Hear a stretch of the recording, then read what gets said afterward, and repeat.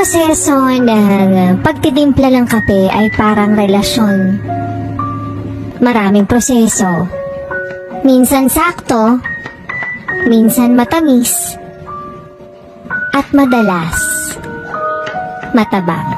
Una, maghanda ka ng mainit na tubig para sa relasyon niyong nagsimula sa puro kilig, napunta sa puro pahiwatig, tapos ngayon, nilalamig.